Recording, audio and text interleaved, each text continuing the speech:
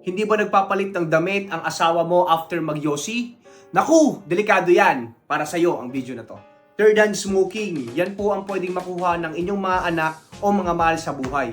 So, ano po ba itong third hand smoking? Ang third hand smoking po, kapag po tayo kasi ay nagyoyosi, ang mga toxic substance po nito o chemicals ay dumidikit po sa inanimate object. Pwede dumikit sa skin natin, sa ating mga damit, o kaya sa mga furnitures. So, pag uuwi ng bahay, syempre, tas binuhat si baby, pwede nilang makuha yung mga toxic chemicals na galing po sa yosi. So, sa mga nagrarason po dyan na asawa na malayo naman po daw o kaya nagpatanggal naman po ng amoy after magyosi, mali po yun kasi nga dumikit na yun sa damit mo o kaya sa skin mo. So, para maiwasan po ito, syempre, number 1, stop smoking. Kung hindi po talaga mapigilan, ay magpapalit po ng damit, tapos maliligo po agad. Tapos make sure nyo po yung damit nyo ay hindi po mapupuntahan ng inyong mga anak. So ganun din kapag po kayo ay nagko-commute tapos may mga nagyoyosi sa gilid nyo o na-expose po kayo sa smoke o sa mga yosi, make sure lang po na magpapalit din ng damit at maliligo bago hawakan ng mga anak natin o humalik sa ating mga asawa.